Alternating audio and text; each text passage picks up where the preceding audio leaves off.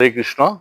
আমি আমাদের হরিদাস ঠাকুর যে ইউটিউব চ্যানেল বা ফেসবুকে যে পেজ আছে সেখান থেকে আমাদের সেবায় উপস্থিত চৈতন্য দাস মহারাজ আপনাদের যে প্রত্যেকবারই আমাদের একাদশী বা অন্যান্য ব্রত উৎসবগুলো জানানো হয়, তা আজ আমাদের দামোদর ব্রতের যে প্রধান উৎসব অন্নকূট উৎসব বা গিরিরাজ গোবর্ধনের পূজা সে সম্পর্কে বলবো। ভগবান শ্রীকৃষ্ণ যখন 7 বছর বয়স তখন তিনি এই লীলাটা করেছিলেন। তিনি দেখলেন যে সকলে খুব ব্যস্ত হয়ে রয়েছে খুব একটা অনুষ্ঠানের জন্য। মাকে জিজ্ঞেস করলেন, কি হচ্ছে মা, কি ব্যাপার, সকলে এত ব্যস্ত কেন?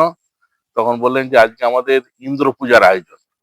তখন বললেন, ইন্দ্র পূজা? বলে, আমি জানি না, বাবাকে জিজ্ঞেস করো। নন্দ বাবাকে জিজ্ঞেস করলেন, কি ব্যাপার, কি পুজো? তখন বললে, আমরা ইন্দ্রের পূজা করে আসছি। বলে, কেন করছি ইন্দ্রের পূজা? বলছে, আমাদের পূর্বপুরুষগণ সবাই করে গেছে, আমরা গোয়ালা জাতি। ইন্দ্র হচ্ছে বৃষ্টির দেবতা, তার পূজা না করলে বৃষ্টি হবে না, বৃষ্টি না হলে ঘাস হবে না, ঘাস না হলে আমাদের গাভীগণ না খেয়ে দুধ দিতে পারবে না, তারা সব মরে যাবে, অকাল মৃত্যু হবে। তো বললে, কেমন দেবতা যার পূজা না করলে বৃষ্টি দেয় না? তার পূজা করতে হবে না, প্রত্যেক জীব তার কর্মফল অনুযায়ী খাদ্যদ্রব্য ইত্যাদি সব পেয়ে থাকে। বাবা, ইন্দ্র হচ্ছে অহংকারী দেবতা, তার পূজা করার দরকার নেই, বরঞ্চ এক কাজ করো, যদি পূজা কারুর করতে হয় তাহলে গোবর্ধনের পূজা করো। ইন্দ্রের পূজা না করে গাভীর পূজা করো, গোবর্ধনের পূজা করো। গোবর্ধনের জন্যই আজ আমরা আমাদের গাভীগণ সুরক্ষিত।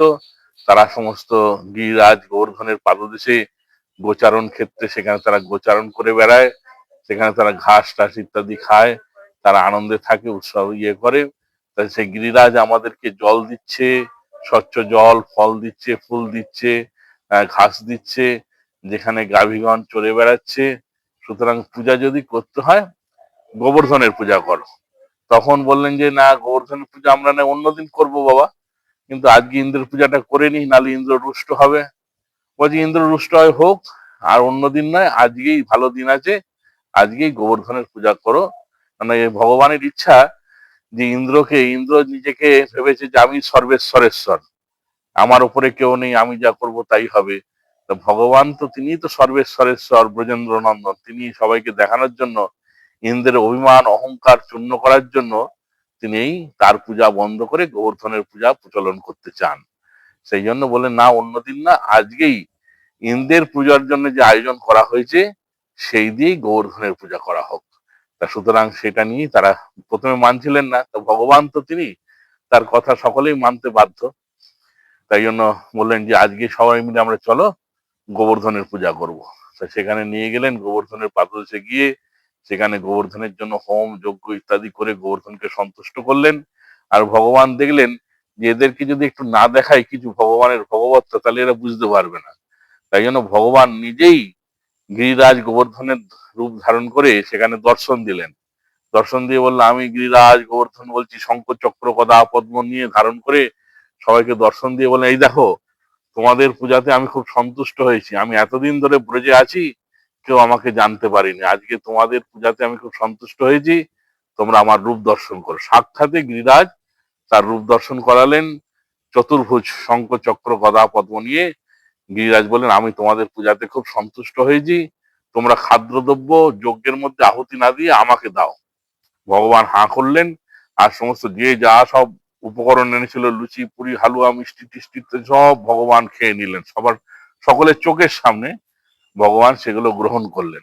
তা দেখে সকলে বলে, আরে, এ তো আমাদের কৃষ্ণের মতোই দেখতে, দেখ, কৃষ্ণ যেমন নন্দনন্দন আমাদের, সেরকমই ঠিক একই রকম গোবর্ধনকে দেখতে।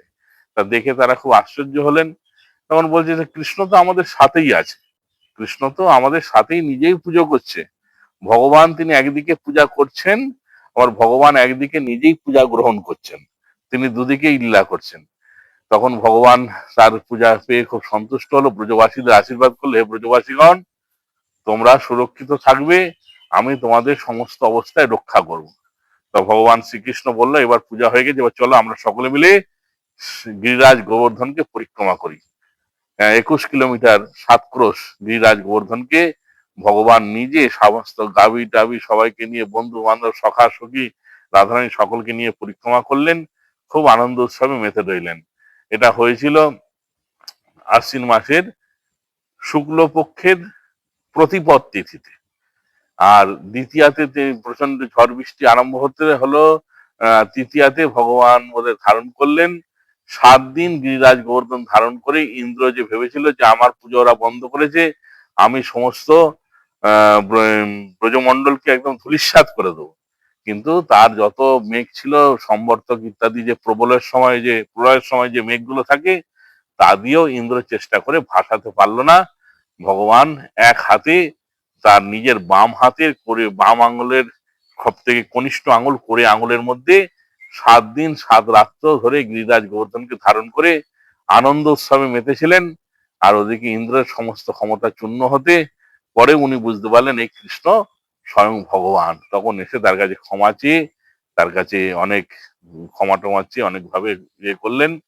ভগবান ইন্দ্রকে ক্ষমা করে দিলেন, বললেন দেখো, তোমাদেরকে আমি দেবতার রাজা করেছি তোমাকে, তা বলে তুমি ভেবো না যে তোমার উপরে আর কেউ নেই। তা সুতরাং তুমি বুঝবে যে তোমার উপরেও সর্বনিয়ন্তা আমরা আছি সব। আমি হচ্ছেন সর্বেশ্বরেশ্বর। তোমরা সেটা ভুলে যাও, তোমাদের অহংকার জনিত, এটা ভুলবে না।